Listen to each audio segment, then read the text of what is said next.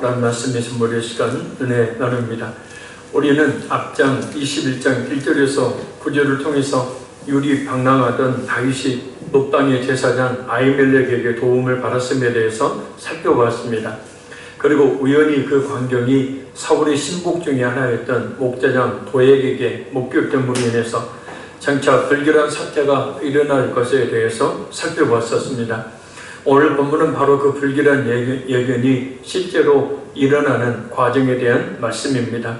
구체적으로 어떤 사건이 일어나며 또 이 사건이 의미하는 바가 어떤 것인지 살펴보며 성령님 음성에 귀를 기울여 봅니다. 잘 들어 깨닫고 또 순종하는 은혜가 우리 모두 가운데 있기를 간절히 바랍니다. 우리 6절에서 10절까지 말씀 우리 같이 읽겠습니다.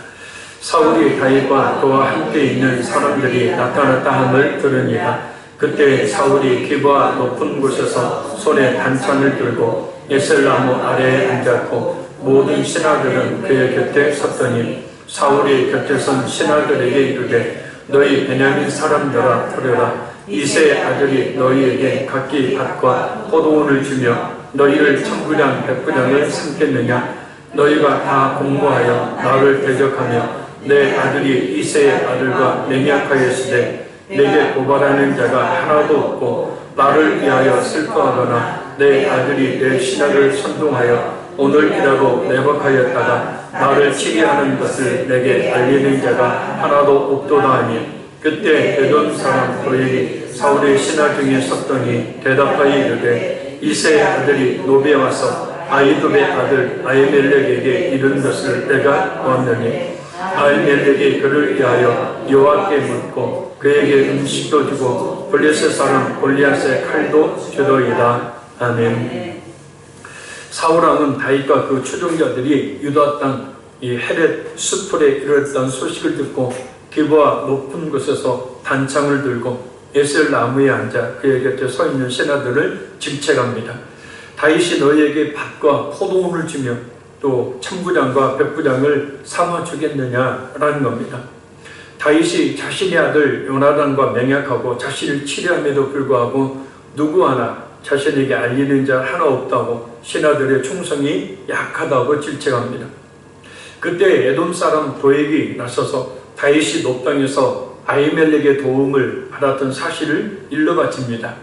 우리는 여기에서 몇 가지 모습들을 통해서 귀한 교훈을 우리가 발견할 수 있습니다. 첫째는 사울왕의 교만입니다. 6절에 사울이 기브아 높은 곳에서 손에 단창을 들고 에셀나무 아래에 앉았고 라는 말에서 이 에셀나무에 앉았다라는 것은 에셀나무가 사울왕이 좋아했던 나무이기도 했지만 이 에셀나무가 과거 아브라함과 관련된 나무이기 때문입니다. 창세기 21장 33절 말씀입니다. 아브라함은 브엘살바에 아셀 나무를 심고 거기서 영원하신 여호와의 이름을 불렀으며 아멘. 믿음의 조상이라 여김을 받는 아브라함, 그 아브라함이 에셀 나무를 심으로 인하여서 믿음의 조상임을 어떻게 보면 증명하는 그런 이 방식을 취하죠. 바로 이 에셀 나무가 그 아브라함처럼 자신의 권위를 높여준다고 생각했기 때문에 항상 에셀 나무의 밑에 앉습니다. 이미 대세가 다윗에게로 기울어진 상태에서 겸손하게 있는 그들의 사실을 깨닫고 하나님 앞에 엎드려야 함에도 불구하고 사울왕은 끝까지 그 교만한 자세를 버리지 않습니다. 결국 교만은 패망의 선봉이라는 말씀처럼 이러한 사울왕의 교만은 그에게 왕위를 빼앗길 뿐만 아니라 또 스스로에게도 비참한 죽음에 이르게 하는 그런 결과를 가져오게 되어집니다. 처음 사울이 하나님께로부터 이스라엘의 초대 왕으로 부름을 받았던 이유가 뭡니까? 바로 그의 겸손함 때문이었습니다. 할렐루야. 그래서 우리는 늘 하나님 앞에 겸손해야 합니다. 하나님 앞에 겸손하다는 것은 곧 하나님의 말씀에 순종하는 것을 말합니다. 그러니까 하나님의 말씀이 이거다 하면은 그 말씀을 그대로 따르는 것이 순종이고, 하나님의 말씀에 이거다 라고 나와 있음에도 불구하고 그 말씀에 따르지 않을 때 그것은 교만이 되어지는 것이죠. 그래서 예를 들면 주의를 성수하라, 주의를 지키라 라는 말씀은 우리에게 항상 우리에게 주시는 말씀이잖아요. 그러면 우리는 그냥 주의를 지키라는 그런 말씀에 우리가 그대로 순종하면 되는 거죠. 다른 이유로 거기에 되면 안 돼요. 근데 거기에 대해서 여러 가지 사정, 형편, 이유, 핑계를 대면서 주의를 지키기를 않습니다. 여기서 바로 뭐냐면 교만하기 때문이라는 거예요. 그래서 우리가 우리 자신의 생각이나 감정을 먼저 내세우느냐, 하나님의 말씀이 먼저 있느냐, 그 한 가지만 봐도 그 사람이 정말 하나님 앞에 겸손한 사람인지 교만한 사람인지를 알 수가 있게 되어지는 거예요. 하나님의 말씀, 우리에게 늘 주어지는 말씀이 있죠. 기본적으로 우리의 삶에 늘 주어지는 말씀, 기도하라는 말씀 역시도 마찬가지죠. 기도하라고 말씀하고 늘 말씀하고 있으니까, 그리고 쉬지 말고 기도하라고 말씀하고 있으니까 늘 하나님은 우리에게 기도하라고 말씀을 계속 하시는 거죠. 할렐루야. 그러니까 우리는 그 말씀에 순종해서 기도의 무릎을 꿇어야 하는 거죠. 그래 만약에 기도하지 않게 되어지면 교만한 게 되어지는 겁니다. 하나님 앞에 엎드려 기도하는 것. 그래서 겸손은 하나님의 말씀과 기도를 통해서 우리에게 주어집니다. 그래서 정말 우리는 겸손해야죠. 하나님은 겸손한 자를 가까이 하신다 하셨고, 또한 겸손한 자에게 반드시 은혜를 주신다 하셨습니다. 그리고 또한 무엇보다도 목회자의 겉면에 겸손하게 순종하고 또 순종해야 될 줄로 믿습니다. 물론 정당한 말씀이 근거한 권면이라는 조건을 걸어야 하는 아픔이 있지만, 잘못된 그런 권면, 잘못된 입금이 있어서 이렇게 말을 할 수밖에 없지만, 그러나 정말 기도하는 가운데 하나님의 말씀에 따라 권면을 하게 되어지면 하나님의 말씀처럼 받고 그 말씀에 순종하게 되어질 때 복을 받는 역사가 있게 될 줄로 믿습니다. 둘째, 사울왕의 피해의식입니다. 8절에서 사울이 말했던 신하들이 공모했다는 말과, 그리고 요나단이 다윗과 공모해서 자신을 대적하여 치료한다는 말은 사실 건너짚은 말이에요. 신하들이 공모한 일이 없어요. 요나단이 다윗을 도운 것은 사실이지만 다윗과 함께 자신을 죽이려고 한 일이 없습니다. 전형적인 피해의식에서 나온 말이죠.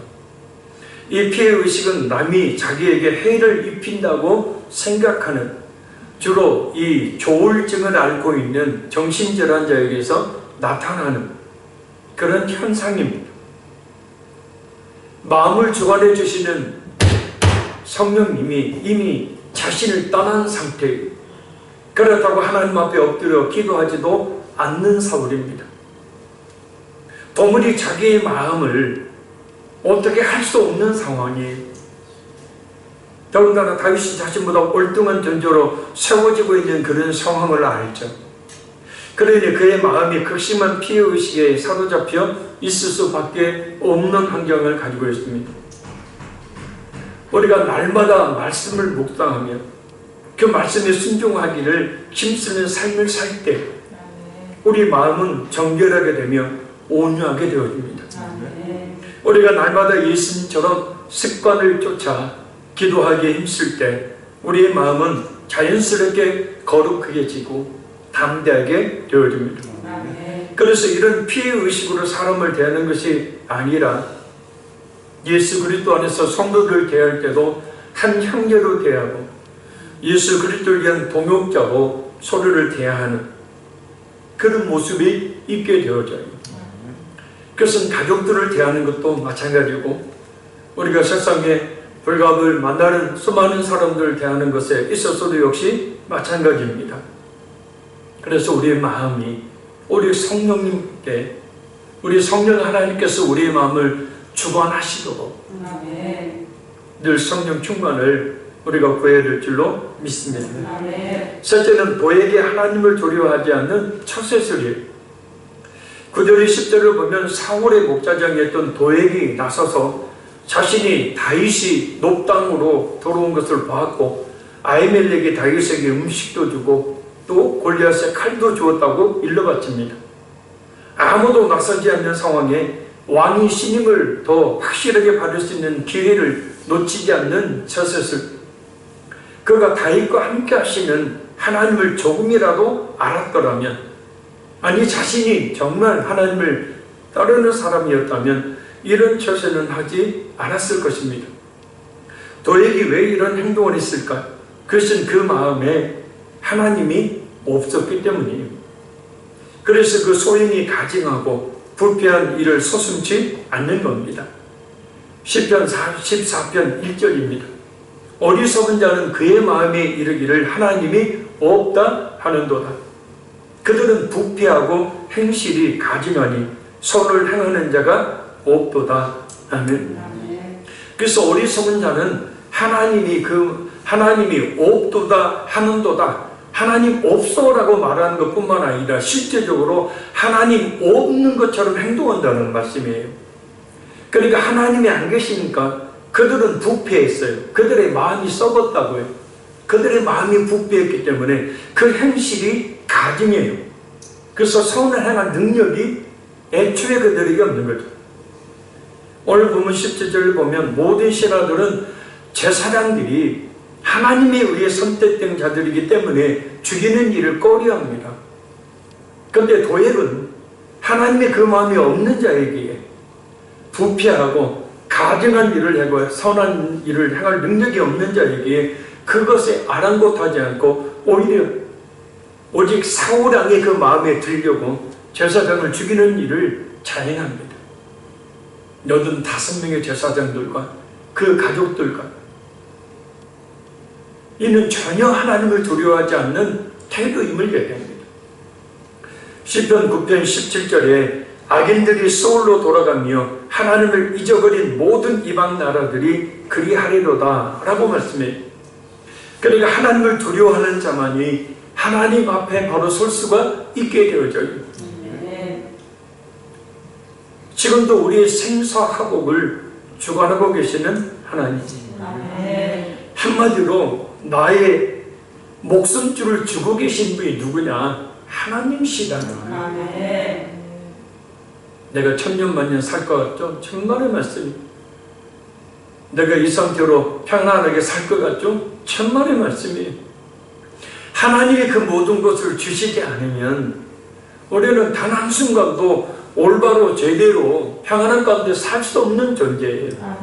그러니 하나님 앞에 정말 까불지 말아야 합니다.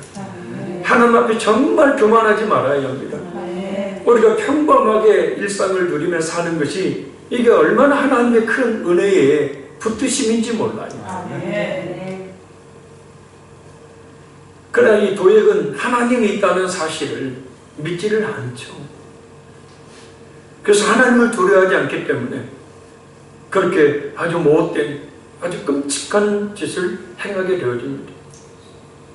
우리는 하나님의 살아계신, 오늘도 하나님께서 내 생사화 복을 주관하고 계시는 분임을 우리가 굳게 믿고 그 하나님 앞에 정말 정직하게 행해야 될 줄로 믿습니다. 우리 11절에서 13절 읽겠습니다.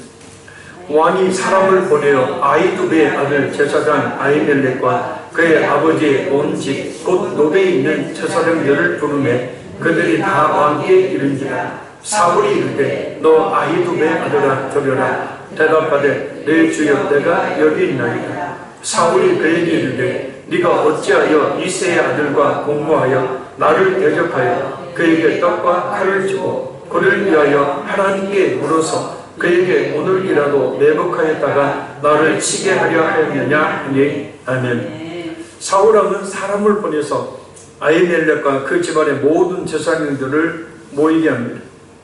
그리고 왜 다윗과 공모해서 자신을 대적하여 다윗에게 떡과 칼을 주고 다윗을 위해 하나님께 물어 다윗을 죽이려고 매복하게 했느냐라고 옳토당토 않는 반역죄를 뒤집어 씌웁니다. 매복하고 있는 게 아니라 헬의 숯불에 모여있는 거예요. 그냥 아히멜렉과 사울왕을 죽이려고 다윗이 공모한 일이 없어요. 이 사울의 이 태도를 보면 자신 이외의 모든 사람들을 적으로 보는 사울왕의 확증 편향적 사고를 볼 수 있습니다. 이 확증 편향이라는 말은 생각이나 신념을 확인하는 경향성을 이야기해요. 흔히 하는 말로 사람은 보고 싶은 것만 보고 듣고 싶은 것만 듣는다라는 것이 바로 확증 편향입니다. 사람들은 자신이 원하는 결과를 간절히 바랄 때, 어떤 결과를 간절히 바랄 때, 또 어떤 사건을 접하고 감정이 앞설 때, 그리고 저마다 뿌리 깊은 신념을 지키고자 할 때 확증 편향을 보입니다. 확증 편향은 원하는 정보만 선택적으로 모으거나 어떤 것을 설명하거나 주장할 때 편향된 방법을 동원해요. 실제 실험 심리학의 실험에서 사람들은 원하는 결과가 있을 때 그 자신이 바라는 것에 따라서 자신의 관찰과 경험을 편향적으로 재해석하고자 한다는 점을 보였다고 합니다. 실험 참가자들은 여러 사실에서 어떤 것은 주목하고 어떤 것은 무시하거나 다른 사실을 들어 반박하면서 자신의 편향에 따라 결론을 내렸다고 이야기합니다. 그러니까 예를 들면 설교를 들을 때도 내가 듣고 싶은 것만 듣는 거예요. 듣기 싫은 것은 아무리 하나님의 말씀이어도 안 듣는 거예요. 꼭 나한테 필요한 말만 듣는 거예요. 이 인지 편향이 일어나는 기본적인 이유는 주어진 정보 자체가 편향되었거나 과학적 방법과 같은 합리적인 방법을 이용하지 않았기 때문이지만 과학자나 법조인같이 합리적 사고를 훈련받은 전문가랄지라도 확증 편향에 빠지곤 한다는 겁니다. 확증 편향은 자신의 믿음에 대해 근거 없는 과신을 갖게 돼요. 사람들은 자신의 정치적 지향과 다른 사실에 대해서도 불신하고 과학적 사실에 반해서 자신의 믿음을 고수하려 하기도 합니다. 요즘 태극기 부대의 잘못된 기독교인들과 정광훈 목사 추종자들이 문재인 전 대통령을 비롯한 정상 정치인들을 주사파, 공산주의자, 사회주의자라고 말하죠. 잘못된 정보를 바탕으로 한 번 더 씌운 이 주사파라는 사회주의자라는 누명을 마치 사실처럼 계속해서 주장을 합니다. 그래서 윤석열 대통령과 그 추종자들 역시 야당 대표를 국가 정복 세력으로 규정하고 협치를 안 해요. 아니 문재인 대통령이 정치 이야기를 하는 게 아니라 예화를 드는 거예요. 문재인 전 대통령이 주사파이고 사회주의였다면 자신들 벌써 잡아다 가두거나 죽였죠. 이 나라를 완전히 공산화했을 겁니다. 근데 전혀 그렇지 않죠. 오히려 더욱더 민주주의를 발전시켰죠. 아니라는 거죠. 아무리 아니라는 증거가 나와도 소용이 없어요. 왜요? 한 번 주사파 했으면 끝까지 주사파여야 돼요. 그게 아니라는 증거가 수도 없이 많이 나옴에도 불구하고 만약에 내가 주장하고 내가 내세웠던 그 생각이 그 주장이 만약에 틀린 것이 될 때는 사람이라는 존재는 용납을 스스로 못하는 거예요. 우리 자신 한번 잘 생각해 보시기를 바랍니다. 그래서 자신의 신념에 유용하다고 여겨지는 정보는 적극적으로 또 받아들여요. 그 확증 편향을 증명할 만한 거짓 진술이라도 그것을 그냥 받아들입니다. 그리고 자신이 가지고 있는 확증 편향적 사고가 외부로 또 공격을 받을 때 그 확증 편향을 지지해 줄 만한 어떤 정보가 있게 되면 더더욱더 무비판적으로 수용해 버립니다.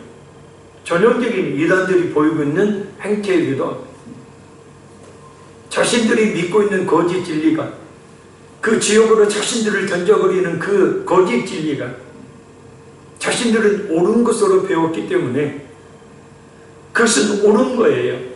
틀릴 수가 없어요. 아니, 틀리면 안 됩니다. 왜냐하면 그것을 옳은 것으로 믿었던 나의 모든 것이 다 틀렸다고 인정하는 순간 무너져 내려버리는 것이기 때문에 그래서 우리나라 이 사회를 보면 정말 확증 편향에 빠져 있는 사람들이 정말 많다는 것을 알 수 있습니다. 그럴 것이라면 추상적인 사고랑 자신의 확증 편향적 사고가 얼마나 다윗을 잘못 인식하게, 또 다른 사람들까지도 그렇게 보고 있는지 잘 알 수 있고, 또한 그로 말미암아서 수많은 사람들이 희생을 당하는 결과를 낳게 되어집니다. 그러니까 한마디로 좋은 말로는 확증 편향이지만 심각한 정신병을 앓고 있는 거예요. 우리는 사람들을 볼 때 늘 새로운 시각으로 바라봐야 합니다. 이전에 그런 사람이었으니 지금도 그럴 것이다 라는 생각을 버리고 말입니다. 그리고 현재 이전의 모습 그대로 내 앞에, 이전의 모습 그대로의 모습을 보이고 있다 하더라도 우리는 그 사람의 변화의 모습을 믿으며 대해야 한다는 거예요. 이것이 바로 하나님의 시각이고, 성경에서 말씀하고 있는 기독교인들이 성도들을 대해야 되는, 사람들을 대해야 되는 모습. 고린도전서 13장을 보면 우리가 13장을 사랑장이라고 이야기를 하고, 그 사랑의 성질에 대해서 여러 가지를 이야기하는데 13번째, 모든 것을 믿어주는 것이라고 사랑의 성질을 이야기해요. 모든 것을 믿어준다라는 말은 사람을 끝까지 신뢰하는 믿음을 이야기하는 거예요. 아멘. 그 사람을 끝까지 믿어주는 거예요. 이게 사랑이고, 또 우리 기독교인들이 가져야 될 사람을 대하는 태도예요. 근데 끝까지 믿어줍니까?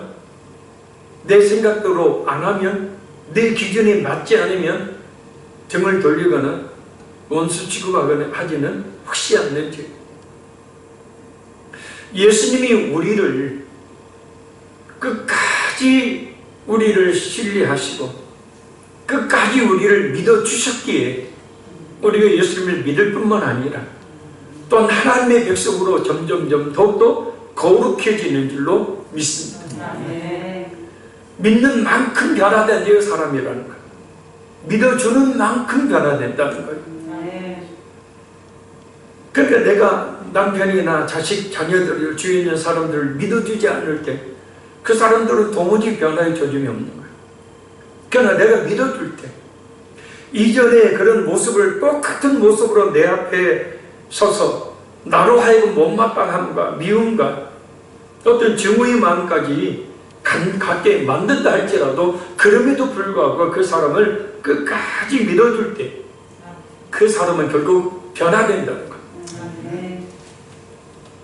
우리 역시도 마찬가지. 또한 14번째 사랑의 성질을 모든 것을 바라는 것이라고 이야기합니다. 이 모든 것을 바란다는 말은 소망을 잃지 않고 긍정적인 생각을 가지고 상대를 바라보는 것을 이야기하는 거예요. 그러니까 앞에 좀 전에 말씀드렸던 모든 것을 믿으며 라는 말과 비슷한 의미예요. 그 사람이 변화될 것을, 그 사람에 대한 소망을 잃지 않고 긍정적인 생각을 가지고 그 상대를 바라봐 주는 거예요. 이게 사랑이고, 이것이 바로 우리가 성도들에 대해서 또 다른 사람들에 대해, 가족들에 대해서 가져야 될 태도예요. 내 앞에 있는 사람의 현재만 보는 것이 아니라 긍정적인 내일, 변화될 내일을 바라보는 거예요. 이것이 바로 사랑. 우리는 서로에 대해서 이런 사랑의 마음을 가져야 될 줄로 믿습니다. 어떤 심리학자가 사람에게는 6가지 마음의 감옥이 있다고 했어요. 첫째는 자기 도취의 감옥.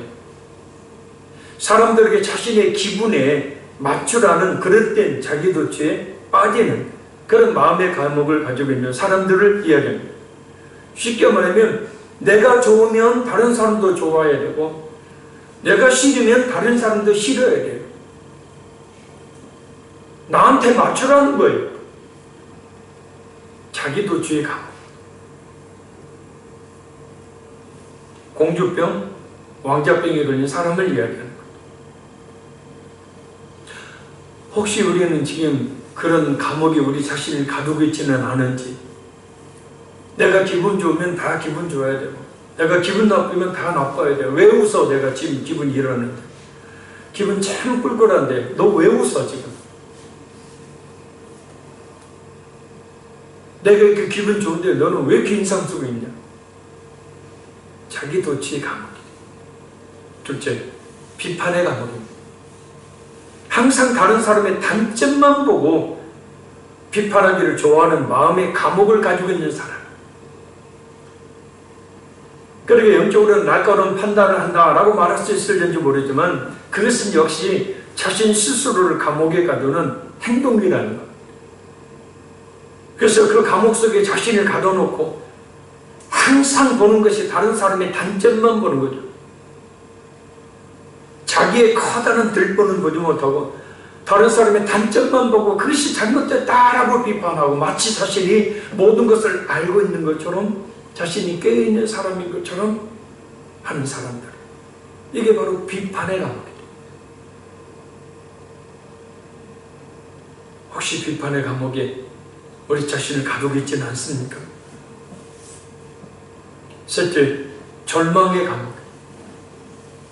항상 세상을 부정적으로만 보고 불평하고 원망하는 거예요.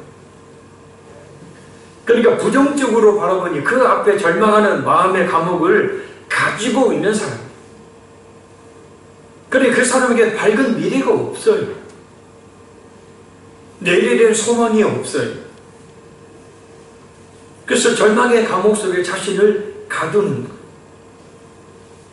삶의 의미를 잃어버리고 심하면 늘 죽고 싶다라는 생각으로 사는 사람들. 왜 이렇게 세상을 살아야 되느냐라고 말하는 사람들.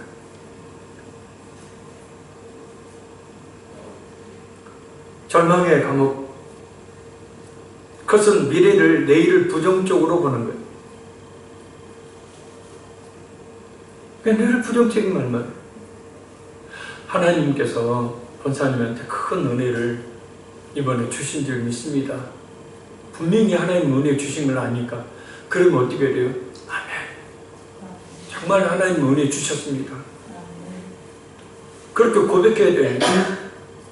뭔 은혜를 줘요?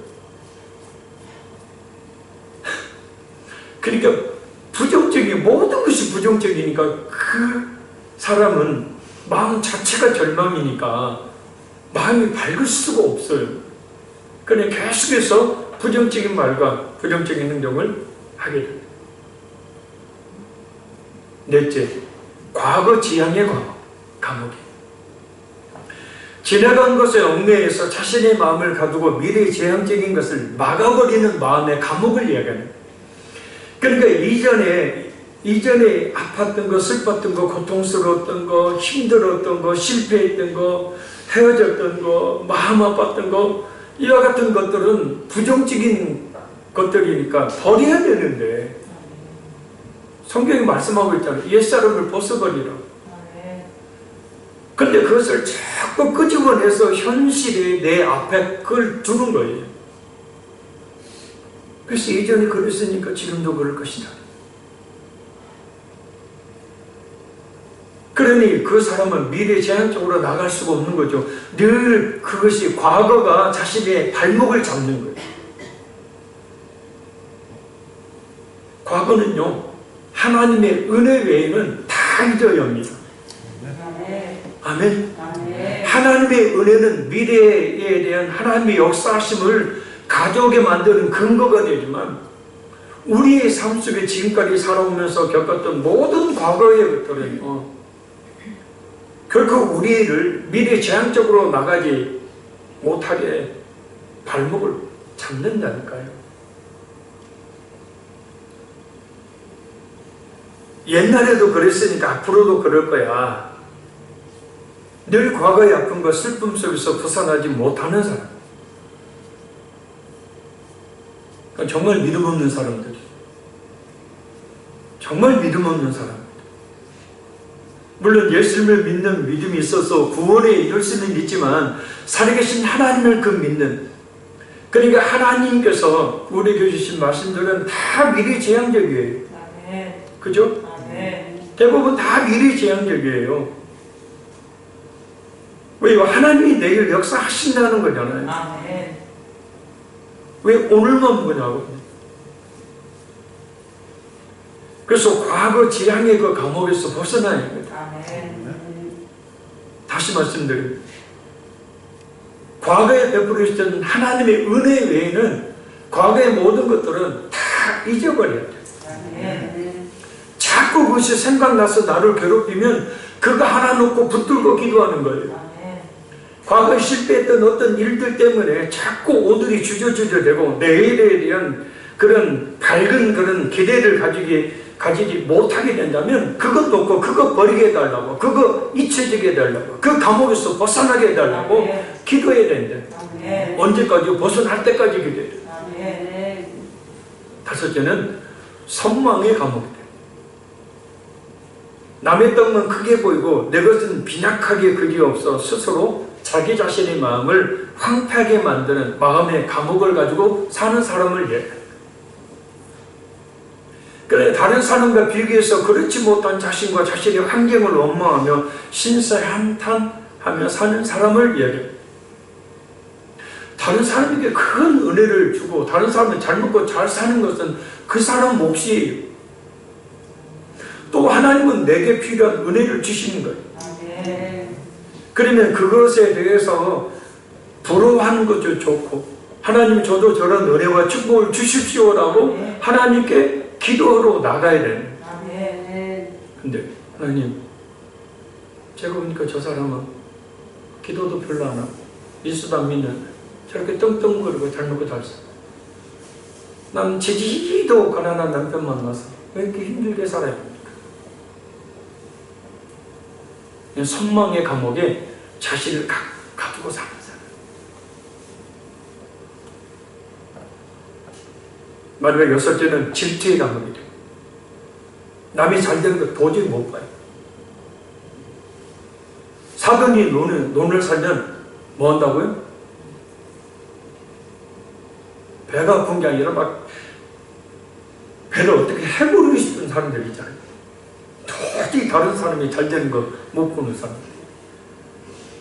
그래서 안 되니까 자꾸 그 사람을 헐뜯고 싶어지는 마음의 감옥을 가지고 있는 사람. 사람들이 이렇게 스스로 감옥을 만들어 놓고 자기 자신을 그 감옥에 죄수로 가둬놓고 산다. 빨리 그 감옥에서 벗어나야 하는데 쉽게 빠져나오지를 못해요. 왜요? 그것이 감옥이라고 생각하지 못하기 때문이에요. 당연한 것이라고 생각하는 거예요.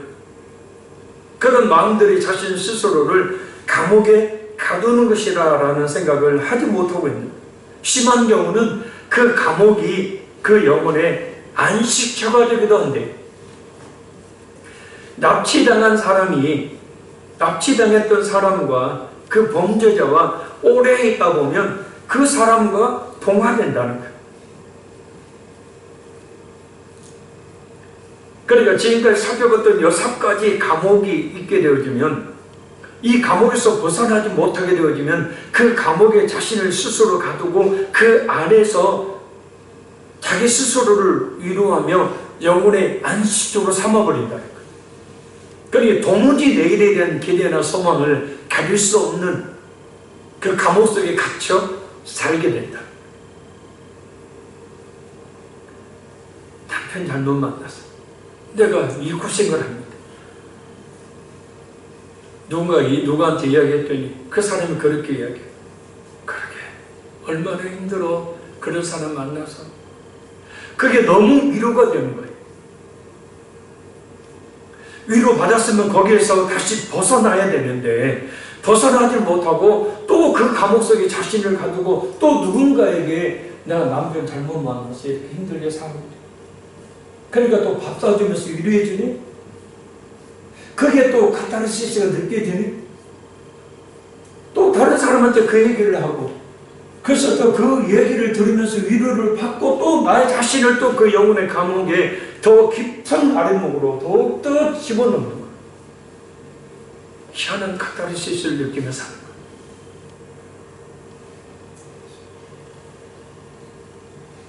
거기에 젖어 자신 혼자만의 왕국을 그 감옥 안에 건설하고 살게 되어지는 거예요.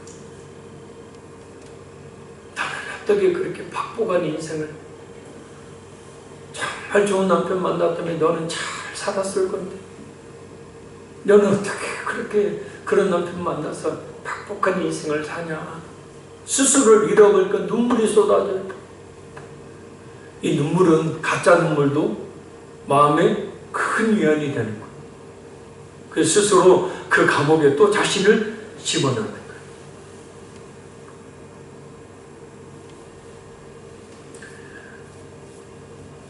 제가 말씀을 준비하면서 곰곰이 생각해 보니까 오늘 본문의 사울왕이 이 6가지 감옥에 다 갇혀 있는 것 같아요. 보니까.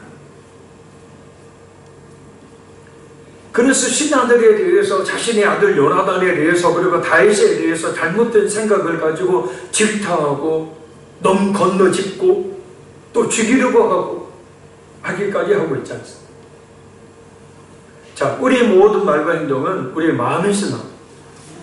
그러니 사울처럼 자신의 마음을 지키지 못해서 이런 감옥 속에 자신을 가두고 사는 것이 아니라 우리 마음을 잘 지켜서 시편 말씀처럼 자신의 마음을, 자기 마음을 지키는 자는 성을 빼앗는 용사보다 낫다 했으니 정말 우리 마음을 잘 지켜 긍정적인 믿음의 그리스도인들을 사는 우리 모두가 되기를 간절히 바랍니다. 이 마음의 감옥에서 벗어나지 않으면 결코 우리는 밝은 내일에 대한 소망을 가질 수도 없고 기대할 수도 없는 거예요. 저희 마지막 14절 15절 읽겠습니다. 아히멜렉이 왕에게 대답하여 이르되 왕의 모든 신하 중에 다윗과 같이 충실한 자가 누구인지요? 그는 왕의 사위도 되고 왕의 호위 대장도 되고 왕실에서 존귀한 자가 아니니까. 내가 그를 위하여 하나님께 물은 것이 오늘이 처음이니까 결단코 아니니이다. 원하는데 왕은 종과 종의 아비 온 집에 아무것도 들리지 마옵소서. 왕의 종은 이 모든 크고 작은 일에 관하여 아는 것이 없나이다 아니라. 아멘. 아히멜렉은 사울왕의 말을 통해서 다윗이 자기에게 왕명 수행에 일러왔다는 것이 거짓임을 알았을 것입니다. 그러나 사울의 그 광적인 모습 앞에서도 아히멜렉은 자신의 안위를 먼저 생각하지 않고 다윗의 그 울음에 대해서 있는 그대로 말하면서 다윗을 두둔합니다. 그래서 모든 신하 중에 다윗과 같이 충실한 자가 없으며 다윗을 사위로 그래서 삼았고 가장 신뢰하는 사람에게 맡긴다는 호위 대장을 맡기셨고 왕실에서도 존귀한 자가 되게 하신 분이 누굽니까? 바로 당신 아닙니까? 그리고 자신과 자신의 온 집의 반역의 책임을 묻지 않기를 간청합니다. 특히 이 14절 15절에 주목해야 될 것은 바로 이 아히멜렉이, 대제사장 아히멜렉이 다윗을 위하여 하나님께 물었다는 말의 의미예요. 이 말을 원어를 직역하면 이렇게 번역할 수 있습니다. 오늘 내가 그를 위하여 하나님께 물은 것이 처음입니까? 절대 그렇지 않습니다. 이 아히멜렉의 말을 보면 아히멜렉이 다윗의 전투 수행 시에 오림과 둠밈으로 하나님의 뜻을 물었음을 알 수 있습니다. 따라서 이 말은 내가 다윗을 위하여 물은 적이 한두 번도 아닌데 갑자기 왜 그러십니까? 라는 의미가 담겨져 있음을 알 수 있습니다. 또한 이 말은 다윗이 늘 하나님의 뜻이 무엇인지를 대제사장이 되는 아히멜렉에게 물었다는 것을 알 수 있습니다. 다윗은요, 자신이 하나님의 뜻에 따르지 않았을 때 어떤 결과가 자신에게 돌아오는지를 너무도 잘 알고 있었던 사람입니다.